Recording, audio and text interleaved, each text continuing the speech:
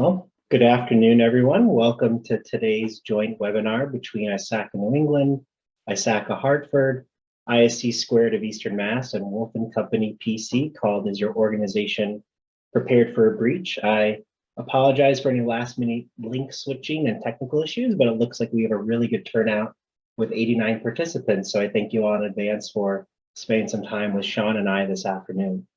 A few housekeeping items before we start. This webinar is worth 1 CPE credit, and in order to ensure timely and accurate crediting of CPEs, please ensure your full name is set as your display name. You should be able to fix it on the fly, if not by hovering over your video box, clicking on the 3-dot ellipsis and clicking rename. I'll scan through the participants and I'll shoot you a note directly to confirm your details if it's not obvious, because once again, we want to make sure you folks get credited for those valuable CPEs. As you have questions throughout the presentation, which should be around 45 to 50 minutes in length, please do openly chat within the chat feature. Feel free to send it to everyone and have there. And as we go throughout the presentation, either Sean or myself will pause during natural transitions to answer those questions in real time. But if we're not able to get everything throughout the actual presentation, we will allocate around 10 minutes or so of Q&A time between 12:50 and 1 p.m. before we close. As you probably heard, a recording is in progress right now, and we will make this recording available on Wolf & Company's YouTube page, and we will, of course, send through the actual slide deck material as well shortly after we conclude the meeting. So as for Sean, our presenter today, so Sean is a senior manager in Wolf's IT Assurance and Security Group here out of Boston. Sean, I know you have way more letters at the end of your name than just the GSE, but it's nice to see you spotlight the GIAC security expert. I know that's an important one. And as part of Sean's day-to-day, his role entails developing security reviews, managing projects, including security reviews related to Active Directory, firewall configurations, vulnerability assessments, and penetration testing. And Sean is also Wolf & Company's lead QSA, responsible for carrying out PCI DSS audits and mentoring associates QSAs. So without further ado, Sean, I will pass things over to you. Great, thanks, Todd, and thank you all for being here. Just to reiterate, as Todd mentioned, if you have questions, go ahead and send those in. Again, you can send them to everyone or either directly to myself or Todd. I do have the chat window up in another screen, so I'll try and keep an eye out for that. The main reason is I want everyone here to go home with something and get something out of this. I can certainly stand here and talk for the next 45 minutes. I do like to listen to myself talk, but I also want to make sure that as things pop up, you're able to ask them, and chances are, it's kind of that cliche saying, if you've got a question, there's probably someone else, especially we've got more than 80 people here. There probably are some common issues. So let's get started talking about, are you prepared for a breach? Before we jump into some of the things that I want to talk about, I guess just either a quick show of hands through the reactions or even in the comments, if folks are here because they're seeing more and more security incidents highlighted in the news and they need to start building out this program. Are there people here that maybe have a pretty solid incident response program and are looking to see, how can we level up from where we're at right now? I guess there's always the option people need CPEs, and so they saw this was an easy chance to get one and get that out of the way. I guess if there are any specific areas people are looking to learn about related to incident response, certainly feel free to throw those into the chat as well, and I'll make sure I can loop those in where applicable. We're not going to be doing anything too technical today, as far as we'll get into actually what I think is a pretty interesting case study around incident response, but again, everything should be available for all levels that are here. All right, so with that, let's get going. So the three things we want to talk about today is how to prepare for a breach. Obviously coming to something like this is a great step one. If you don't prepare, everything after that is going to be pretty difficult. Then we're going to walk through a case study of what does it actually look like to work through an incident. There's something, and this is tough to really learn across industries, right? Is people don't like to share a lot of the lessons learned going through incidents. We see all these headlines about hey, so-and-so company's having security issues, right? And then we don't really hear anything about it. Maybe you end up getting an email or a letter saying, hey, we're giving you some credit monitoring because your data was accessed. But there's never a really good kind of post-mortem or lessons learned that's publicized.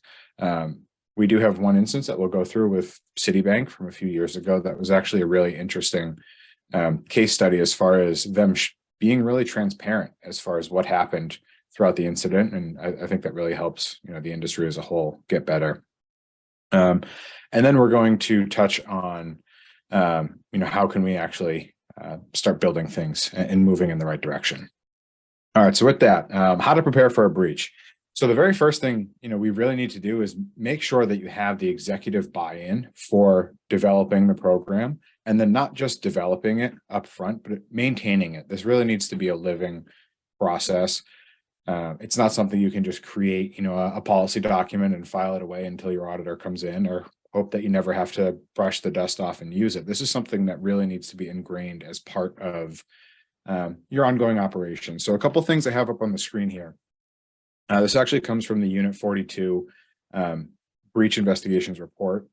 So some folks, if they've seen me or other folks from Wolf present before, a lot of times we pull from the Verizon data breach investigations report. So the Verizon DBIR, that's a really good resource that's available online, comes out usually each summer. And Verizon has an incident response practice at a global scale. And so each year they put together a report and start to pull out some common themes, which is nice because then you get a really good view of what's happening in different industry verticals and what Verizon is seeing in their customer base. To change things up a little bit for today, I pulled from the Unit 42 report. So this came out back in August of 2022. And this is from Palo Alto Networks, has their consulting arm of Unit 42, who also does incident response retainer work. And so they put out a very similar report. And it's nice just to see some fresh data. They certainly work with different companies than Verizon does. So make sure that we're seeing, something new for everyone here. There's a lot more to this report. So there is a link in the slide. And as Todd mentioned, you'll get a copy of these so you can go pull it down and really start to slice and dice by industry. But what I wanted to call out is across all these industries, 70% of the security incidents that Unit 42 was brought in to assist with broke down to ransomware and business email compromise. Now, if you've been paying attention to any headlines the last few years, that's probably not too much of a surprise. But it also means that, what we're doing isn't really working, just kind of across all industries, right? Everyone knows ransomware is an issue. Everyone knows the BEC attacks are real, but the attackers continue to succeed with the things that we're doing. And the reason why I highlight that is clearly the preventive measures that people are trying to take are not working or are not working as well as they think they should be, right? So these things are still happening. And that makes the detection, which then can trigger your incident response process, that much more important, right? And at the end of the day, it'd be great if we can stop all of these things. Each and every one of you should be aiming to build a control environment that can stop these sorts of attacks. But that's kind of the nice to have. The absolute must have is the ability to detect and respond when these things do start to happen. Also worth noting, the average ransom demand continues to go up. So financial services, of course, being severely hit in that case, right? But we're seeing the prices and the ransom amounts go up more and more, and the attackers are also getting more sophisticated, right? So the original versions of, encrypting an end user workstation, right, and saying, hey, we need $400 or $500 to get the machine back or the data back.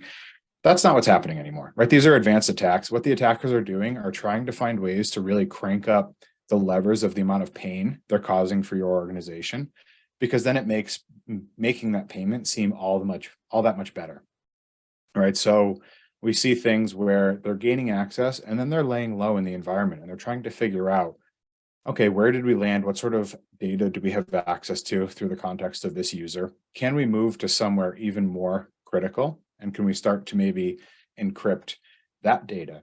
Because that's going to cause business interruptions and really be more painful. And then the next iteration following that was, hey, you know what? People are getting really good at their data backup processes, and they're not having to pay the ransom to get this data back.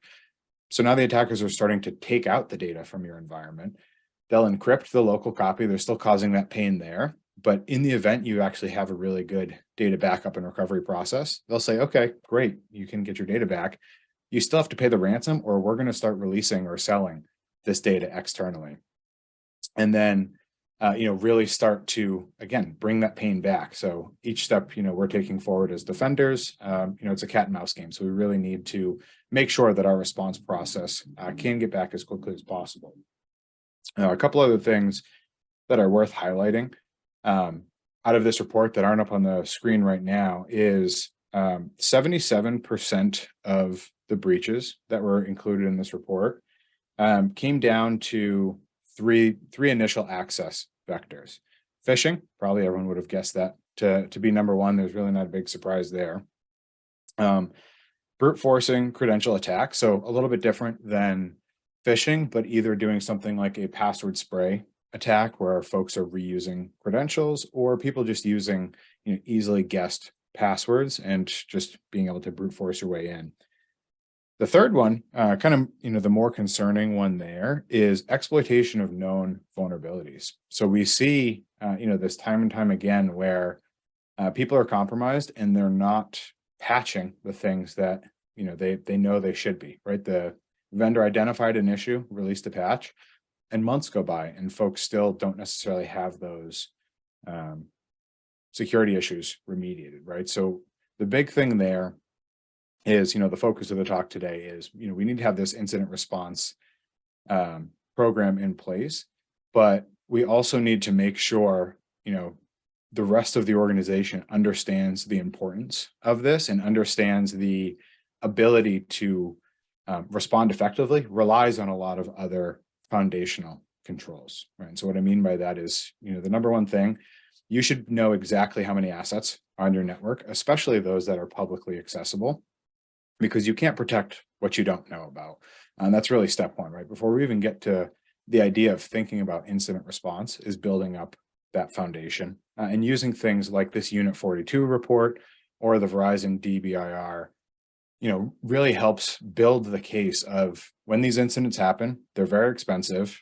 They're taking place, they're getting their initial access through things that we should know about and we'd be able to actually start to defend against earlier, and then start to get to the actual incident response process. So a quick question thrown in here: if the chart was changed to represent the financial impact rather than the occurrences, how would it change? I'm guessing the question there, Ken, is as far as the ransomware in BEC, if that was shifted to, what sort of changed the impact around where the most money was spent. Is that the question? Certainly be an interesting. Okay, yeah. I don't have that off the top of my head, right, to be honest, but I'd really think, those same top two items, the percentages may move a little bit, but ransomware and then business email compromise, most often being, the CEO wire fraud, transaction fraud type of attack, probably still going to be the most expensive perspective there. The non-encryption extortion may actually raise up a little bit, just because, there are that double extortion attack. Sometimes they're not even necessarily going after the local data. But I still think ransomware and the BEC would be the bulk of what we're looking at here. Excellent. Okay. One other thing worth noting, not necessarily incident response specific, but 50% of the organizations that Unit 42 worked with to create this report didn't have multi-factor authentication enabled on publicly accessible login pages. At this point, hopefully everyone here already has that in place, but really just drives the point home that these credential attacks, these phishing attacks are going to continue, and you really need to be building out a layered control approach there. All right, so I promise that's all the doom and gloom for today. I kind of have to start and set the stage with some of the data here, but everything else will be a little bit more positive moving forward. One question came in, something about the Verizon DBIR that they highlighted was on misdelivered email.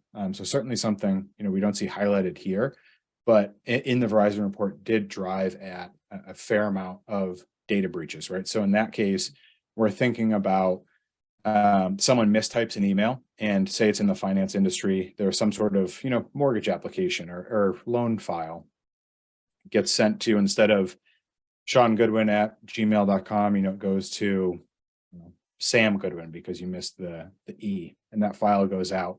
And that was a legitimate email. Now that sensitive data, has gone out and is an issue. The question that came in directly was asking, besides education, what else could you do for this sort of thing? This is going to be a tough one because a lot of times the sensitive data being sent around is required for standard business processes, right? People need to send this sort of information around. We talk about things like the secure email tools that are going to scan for PII.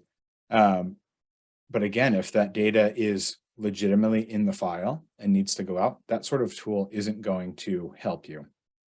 There are some changes to that secure email approach that I think can help mitigate some of that risk. And what I mean by that is most secure email systems fail open. So if we're talking about sensitive data in the file being read, and then the email system is going to then encrypt that email going out. In that case, that's not going to help, with the misdelivery, but at least that file is sitting in your email, secure email provider portal instead of in the end user's inbox. That gives you additional time to try and block access to that file.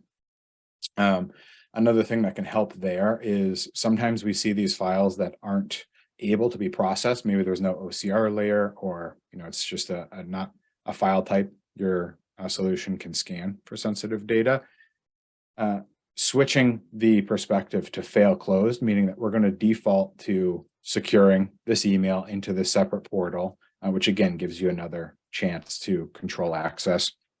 And the last one there is, again, it does play off of the education piece, but there are essentially add-ins to any of your email tools that will help prompt matching up the file name and the email recipient.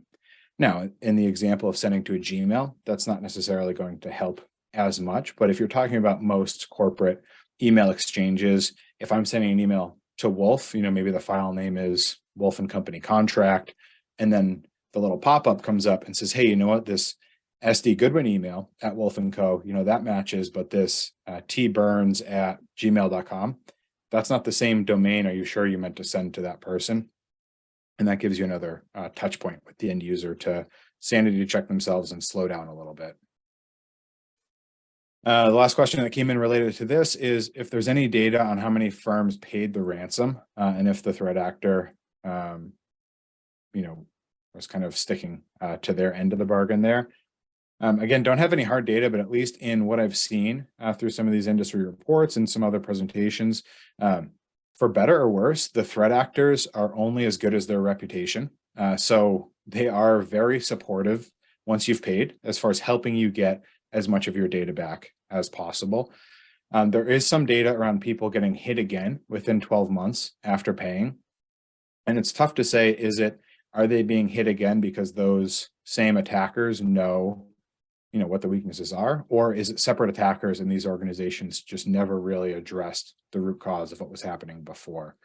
In either case, when the ransom has been paid, folks do tend to get their data back, with the reason being, if we hear about, XYZ threat actor group charging hundreds of thousands of dollars in ransom and then not actually delivering and giving the data back, no one else is paying that threat actor moving forward, versus, hey, you know what? They paid that ransom and, they had to go spend a week getting everything back up to date, but they were able to continue operating versus going out of business. That drives a lot of people to consider paying moving forward. It's one of those, it would be great if not a single person paid the ransom. The ransomware attacks would probably dry up overnight, but that's very easy to say, not in the hot seat of operations being down and being in the incident. Businesses did not. So that's interesting. So we've got a comment in the chat here, kind of a 50-50 split of one person actually not able to get the data back. So certainly an interesting point there. All right, so if you are looking to either build out your incident response program from scratch, or even if you're just looking to start supplementing an older plan, there's 3 items here that I would really point you towards as solid foundations. And what I like about this is a few different things for each one of these. The CIS critical security controls. So this used to be called the SANS Top 20 way back when. Then they were the CIS Top 20. They're now down to 18 controls. Now, what I like about this control framework was set up kind of a crowdsourced methodology. Anyone, private organizations, government, DoD, international groups could propose controls to be included in this new, at the time, cybersecurity control framework.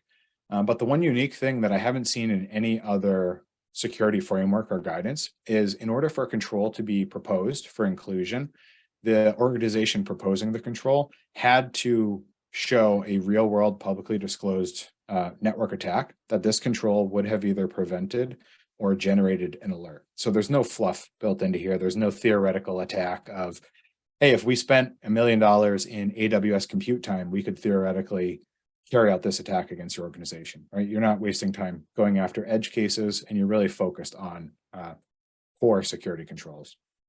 Control 17 here includes a bunch of sub-controls, but really helps you outline, what a realistic incident response program can look like and how to go about managing those sorts of incidents. The 2 NIST special publications here, very informative, very long, even for someone that likes this. If you're having trouble, going to sleep at night, pull up one of these several 100-page PDFs and start reading. They have a lot in there. There is some of that theoretical mix in here. So, you want to keep that in mind as you're going through and adding some of these things in here. But they do provide really solid recommendations on what sorts of things to include in your plan, how to build out the framework of this. And another resource here is going to the SANS Institute. They've got a lot of security policy templates available. Again, they're not going to have everything in there for you, but they get you started. And then even I did a quick Google search, last week, polishing up these slides. There's 42 million results in half a second for an IRP template, right? So there's a lot out there. There's never going to be a silver bullet solution for an IRP template for you. The most important thing is that it's internalized, meaning it's specific to your organization, and that it is actually in use, right? The policy that gets used is significantly better than the one that's written to a T and then sits on a shelf unused forever. So when you're building out your IRP, whether it's refreshing an older document or building something from scratch, make sure that you're starting small. The biggest benefit here is you want to have layers of documents. So you've got the policy that's going to, again, kind of set the guidance for what you're talking about. But then below that, you want to have different standards and incident-specific runbooks that will allow you to essentially have a modular plan and keep that updated as a living document. When it comes to creating those runbooks, you really want to start with, what are the things you're most likely to face? We can look at public reports around breaches, and ransomware, VEC, phishing emails, password spray attacks, credential reuse. Those are all the things across all industries most people are coming up against. So that's a really good place for you to start in figuring out, how would we respond to one of these sorts of attacks? And how you start building that out is really with tabletop testing. And this can be, a small and informal process of, hey, if you've got a handful of people at your organization that are going to be involved with incident response, order pizza or something for lunch and sit down and say, let's talk through what we might do for a phishing email. Do we actually know, start to finish, how we're going to respond to this sort of incident, right? A lot of us probably do, wide scale phishing email exercises with our employees, but those are, only so realistic, right? A lot of times we're not seeing emails sent to every person, right? So if there are these more targeted or smaller scale attacks, do our employees know how to report this to the right people? Do we have the process in place to actually, kind of triage those emails when they come in and confirm, is this an issue or is it just junk email? What are all the steps we take through identifying who else got this email? Did we see any web traffic out to, the web page tied to this? Did we have anyone fall victim? Are there any other, network connections made out to this attacker or related attackers? The full life cycle through containment, eradication, and then recovery can be really useful. And this also helps get, going back to that first slide of getting buy-in, is most folks out of the security world don't really know everything that goes into it. And they certainly don't want to know every step, right? Your senior leadership is going to want to know that you have your arms around the process, but they're not going to want to be involved every step of the way. But bringing them into some exercises like this at a high level can really help them understand, hey, if we need additional resources, expertise, time, tooling, etc., this is a great way to make that really clear. So how to begin tabletopping, right? Again, this is something you can all do internally. The US CISA has some really good tabletop scenarios that are linked there. Again, probably things you could think of yourself, but if you haven't done them before, the work is really done in building out the scenario and you can start talking through the process. There's a few other resources in here as far as tabletop exercises, but one additional one I want to call attention to is the Backdoors and Breaches card game. So this is essentially, and forgive me for letting the nerdiness show a little bit here, it's Dungeons and Dragons for cybersecurity with the D20 die and everything. But what this does, and I linked to the online version, freely available to play online. It's basically a card game to help facilitate tabletop exercises by randomizing some of the facets of the incident so that if you are a small team, it stinks to have to be, kind of the incident leader for a tabletop exercise and not getting to participate. Using tools like the Backdoors and Breaches game really takes that responsibility away by relying on the tool to generate a random scenario for you, where then you can actually focus on your response efforts and, try and work your way through the game. They're quick. Each scenario, takes maybe 5-10 minutes to work through. But it's fun and it has a lot of good resources built in. So there's links to different blog posts and videos and presentations with all the different attack techniques. So it really is a full-blown learning exercise in a fun card game-based way. And then the last thing here is, once you've got this in place, even at a foundational level, you can start to kind of practice through some of your other testing. A lot of you here probably have to go through an annual pen test exercise. What do you do during that pen test to determine, hey, would we detect this sort of stuff if it was happening for real? Are we getting the appropriate alerts from our tools or from our vendors if we have a vendor monitoring things for us? Can we, if we're not getting alerts, ask your tester to say, hey, can you explain, some more context around what exactly was happening here? We didn't get any alerts during this step of your attack chain.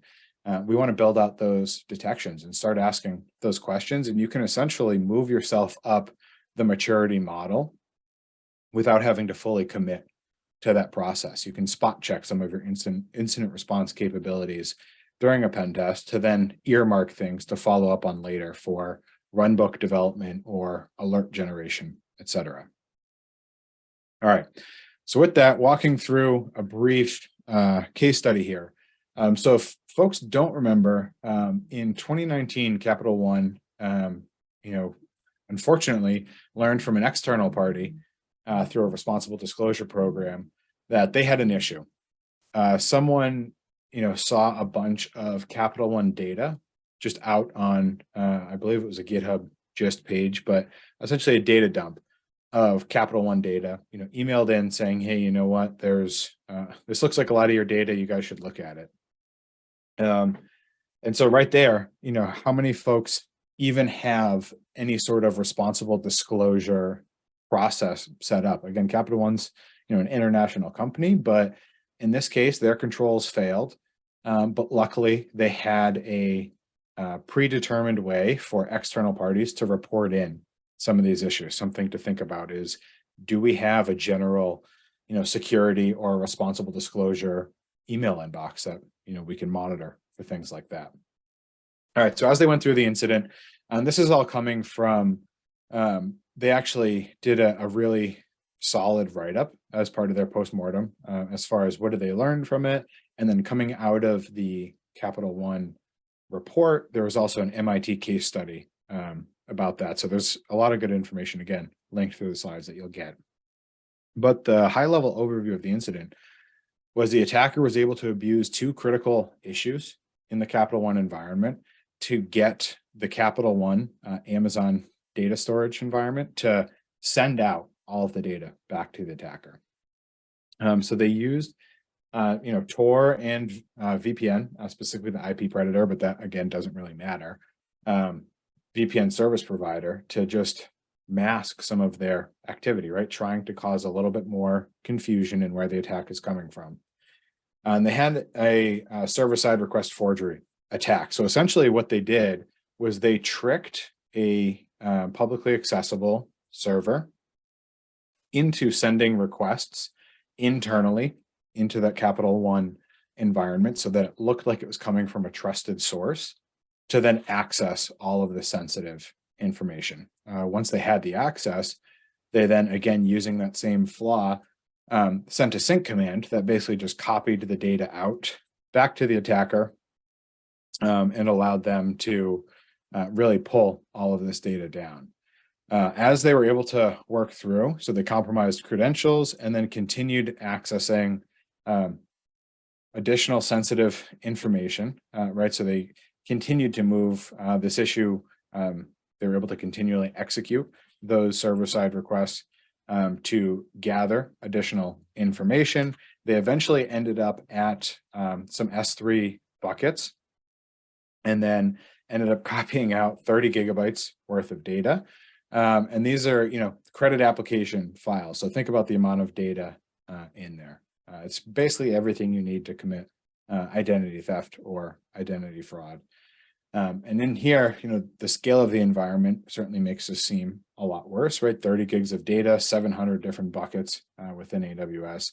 But you can see that, these attacks that they're committing were through not necessarily, zero-day type attacks. These are the sorts of things that we certainly see time and time again, and really builds out the importance to the incident response process. A couple notables through here. So obviously there's the web application firewall was misconfigured that allowed that sort of server-side request forgery. But then we also had a bunch of detection points through this attack for various things. We had all of a sudden, once those user credentials were accessed, there's now a lot of anomalous login activity that the attacker is causing with those stolen credentials. There's also likely a lot of suspicious or anomalous user behavior within those S3 buckets. So the attacker was poking around, again, doing things, built-in commands, just doing an ls command all over the place until they started to find some of the sensitive data. If you think about this in your own environment, what sort of capability do you have to find out if users are starting to access systems or data they don't typically access? And do you have the behavior analytics capability to start to flag on that? Things like, hey, Sean has never accessed the accounting share before, but all of a sudden, he's opened that up 10 times in the last 4 hours. And he's poking around some of the folders he's getting into. Some of them have restricted access. That's weird. That's something that should probably be evaluated or looked into. Or, hey, we have all sorts of, an increase in data connections going outbound where this S3 bucket, sending out 30 gigs. I don't know their environment. I can't imagine that would be normal from a private infrastructure with that sort of data to be exfiltrating that much data at any given time. So you can start to look at network traffic as far as things like abnormally long connections, inbound or outbound, abnormally large file transfers between sessions that really starts to stand out. Things like that, that aren't necessarily vulnerability specific issues, but can start to raise the alarms for your response process to kick in. And yeah, and there's a comment, data loss prevention alerts can help. Absolutely. Right. That's a lot of what we're getting at is not only knowing what assets are on your network, but also knowing where that sensitive data is and what it really entails, who needs to have access. It's the things, as cliche as it sounds, right? It's the foundational controls are hard, right? If they were easy, everyone would do it. But even just knowing exactly what's on your network and what's on those systems is difficult. Those are controls 1 and 2 in the CIS critical security controls. And many organizations still struggle to actually get those things into place. All right. So the last piece here was, what can senior leadership do to help build this program? I started out highlighting at least the awareness and the buy-in is going to be important. But really one of the big things that we've seen where organizations have a really successful response program is that the tone is set at the top. Not only that this is important, but that the security initiatives that come out of these exercises are just as important and are being supported. So we think about things like, hey, maybe we're worried about the misdelivery email issue, and we tabletop it and we figure out, hey, we need to look at changing how we handle our secure email. You can't then have senior leadership getting exceptions or exclusions from testing, right? Everyone needs to play by the same rules. It's something we see even when we just talk about phishing email. Hey, we need to avoid the C-suite for this upcoming exercise. The C-suite are the ones that are plastered all over the website and the news. They're the most likely targets for these sorts of emails, and they really need to understand that they need to be included in the testing and the control environment. And certainly you need to frame it in a way that it's not, a gotcha. Nobody likes being embarrassed or called out or anything, but making sure that everyone understands that they need to participate and support these initiatives once they've been identified is important. And part of this is identifying, are we working towards a secure environment or a compliant environment? A lot of folks, highlight that compliance isn't security, and that's absolutely true. Compliance is a byproduct of doing security properly, but the end goal shouldn't be how do we get through, our next audit or our next assessment. It should be how do we protect the sensitive information and the systems that we have properly. And then along the way, we'll make sure that we've got, the correct policies or paperwork in place to support the compliance efforts. But that really shouldn't be the driver. That being said, if your organization, is lower down in the security maturity process, compliance can be a good lever for you to use to drive the institutional support for security initiatives. So if you need additional funding for certain things, compliance carries a lot of weight to be able to say, we really need to do this, not just because we need to protect this data and here's all these data breaches and what they cost, but also because we've got an audit coming up and we need to do this to maintain our compliance. Making sure that the incident response program is reviewed and tested on a regular basis is important. Going back to that backdoors and breaches tool, it's a really fun thing to do. On a say quarterly or monthly basis, run through a couple of games with your teams, just to think about, hey, how would we act? It doesn't have to be a formal test with all sorts of write-ups and everything else, but get people thinking about what your control environment looks like, what you can do from a response perspective. And it can also give you ideas of things to look at in the future. Hey, you know what? Maybe we need to consider some training or an additional tool next budget year because this came up in conversation. It can also be really useful to look at things like the US CERT alerts. They do a really good job of highlighting and mapping back to things like MITRE ATT&CK to help understand how the threat actor is actually conducting this sort of attack, and just apply that to your own environment. Say, what would we do? Would this work in our environment? How many different detection points do we have? We've got this, 8-step attack chain from the attacker. How many of those would we actually generate an alert for? And is that appropriate for our environment? Maybe we need to consider additional items. The lessons learned phase is, not the fun part of incident response, but arguably the most important, figuring out what worked well through our response activity, whether this is after a tabletop or after a real world incident. What do we need to improve from a process, tool, skill set perspective? How do we, make sure that this doesn't happen again from a root cause, not just a symptomatic, hey, someone fell for a phishing email. We need to get them some more training. that's treating the symptom. Let's figure out why that phishing email was so successful in our environment and try and stop that from happening in the future. And then making sure you have the appropriate resources in place, whether it's in-house skills, identifying certain vendors that you're going to rely on for either monitoring alerts, conducting some response activities, working with your legal team and cybersecurity insurance providers as far as what are the benefits and responsibilities in there. In addition to your compliance responsibilities for things like a breach notification, your insurance provider probably has certain timelines that they expect to be notified, and understanding if you have a reimbursement policy or if you're going to contact them and they're going to pick up the response activities from there is important. And then the last thing I want to highlight again before checking for questions is validate that your fundamental controls are actually in place. We see all sorts of different security incidents across the news, just about every day.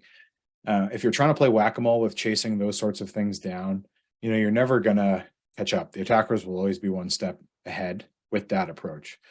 Instead, take a step back and focus on addressing root cause issues of how do we prevent the activity that they're trying to carry out without worrying about specific, tools or tool sets, making sure that you have a secure authentication process in place.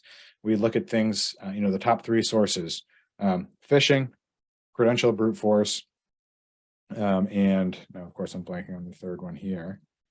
But all three of those would have been stopped, in the vulnerability of known vulnerabilities. So two of the three most likely attack vectors would be stopped by something like multi-factor authentication. Even before we get to that point of that token having to come into play to stop the login attempt, do we have the ability to detect things like credential stuffing or password spray attacks, right? Maybe they're only sending one password attempt per person, so no one's ever going to get locked out. But do you have the ability to detect that you just had 50 failed logins for 50 different user accounts? That's the timing of that is suspicious, right? And again, the attacker, going back to cat and mouse, they can do things to change the source IP, slow things down, right? But do you have the ability to start to pick up on some of those anomalous activities in your environment? Looking at things like endpoint detection and response, I don't think many folks are, still looking at security with the mindset of the, static antivirus, right? But being able to have the tool sets in place to not only respond directly to malicious files, but malicious activity and roll that into your environment. And then logging, alerting, and detection abilities. I said it before, I'll say it again. Prevention is the goal, and prevention is really nice, but being able to detect an attack is absolutely critical and really should be where the focus of your information security budget and attention goes. So with that, I'll stop again. We are at 48, so we do have a few minutes here for questions. I know a couple came in. I think I addressed the few that I saw, but I'd certainly open it up to folks if there are any other questions, comments, discussion points. Yeah, I don't think you missed everything, Sean. I've been keeping track. There's been some chatter with some folks sharing some really good perspective, but otherwise feel free to unmute yourself and just ask your question. Otherwise you can type it in the chat and we can get right to it. We do have some more time, like you said, Sean, so I'll pause for anything else. Hey, Sean, this is Alain Marcuse. Thank you for the presentation. This is a great info as usual. I think I had thrown a question in there around privacy, because one of the challenges I found over the years is how do you incorporate all the privacy regulations and their requirements into an IR plan. Most traditional IR plan templates don't make any provision for, hey, this is what you need to do for CCPA or GDPR or anything else. Yep. And these are all the state laws. So, any good sources, pointers on that? Yeah, no, and I see that now. So thank you for re-raising it. Yeah, the question again being, how do we deal with all these privacy, regulation implications in the incident response process? So a lot of this, I didn't touch on it too much today, but when I look at tabletopping, cybersecurity incident scenarios, My default is to look at it from two lenses. So you're going to have really probably two, maybe more different groups in an incident response team for your organization. You're going to have, the technical folks, hands on keyboards, responding to the actual incident, trying to do the containment, the eradication from there. You're also going to have folks that are almost at a higher level, and it's not always necessarily executives or senior leadership, but more from a governance perspective, where their responsibilities are to identify the different privacy, breach notification requirements. Think about bringing in your compliance, your legal team, that they have that expertise, right? And so you have your hands-on keyboard people responding to an incident.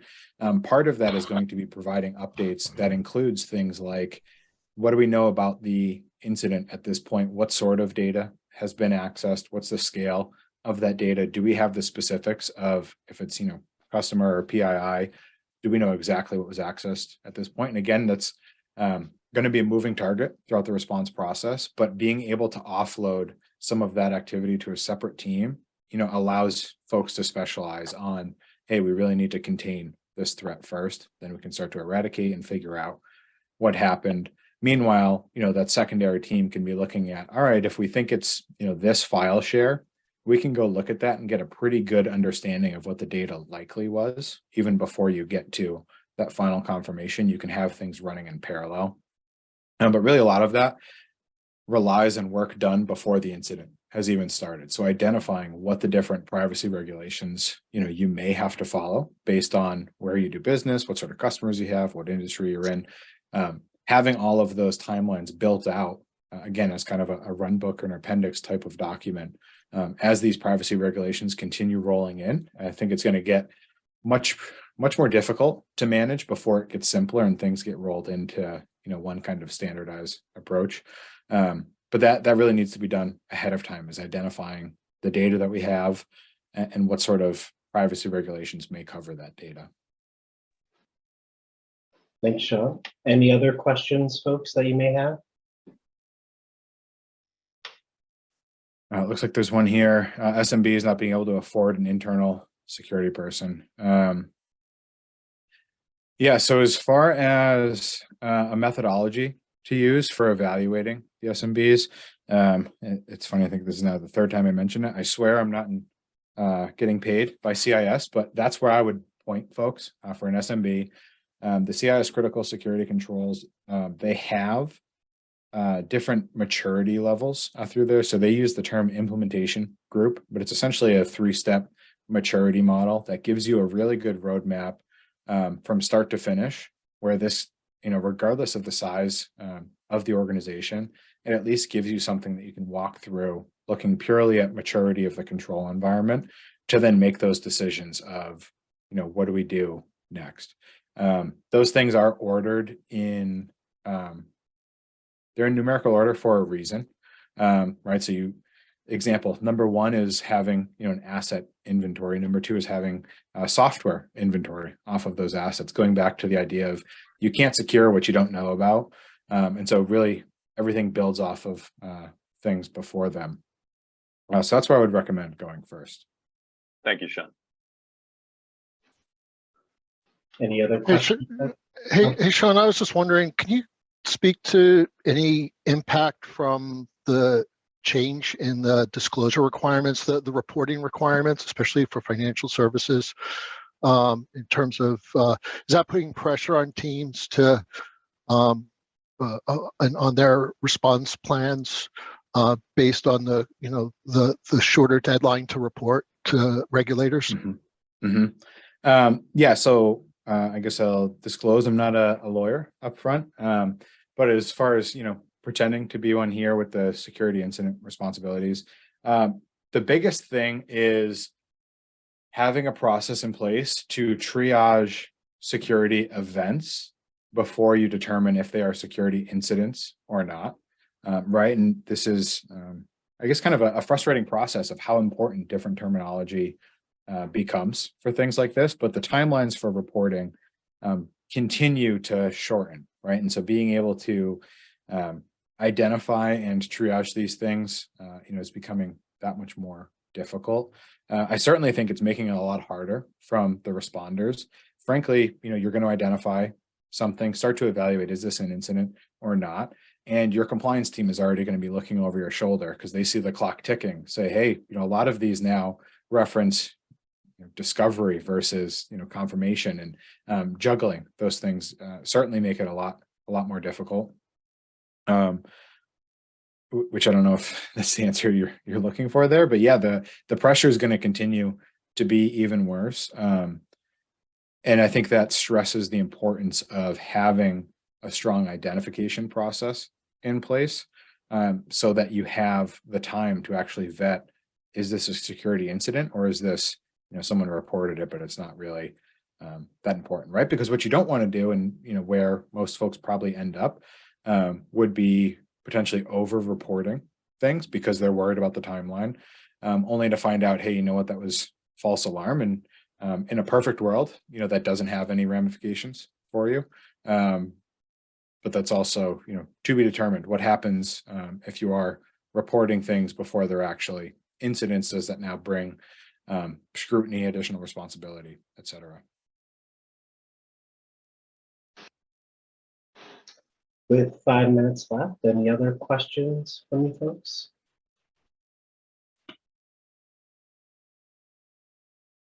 Okay. With that, we'll wrap up here. Sean, thank you again so much for your time and insight. As I mentioned at the beginning, we will share a version of this recording, or should I say the YouTube link to the recording, once we clean it up and have it ready for prime time. We'll send out the slides shortly thereafter. Christo had pinged in the group chat, and I'll make sure to send via email as well. Just have a quick Google survey, just really helps us as a group understand any feedback, and we'd love to hear ideas for future presentations to make sure we're really engaging and presenting relevant material for you folks and everything that's on your mind as part of your day-to-day. Otherwise, sincerely appreciate all of your time. Good luck out there, and please reach out anytime with any and all questions. Take care, everyone.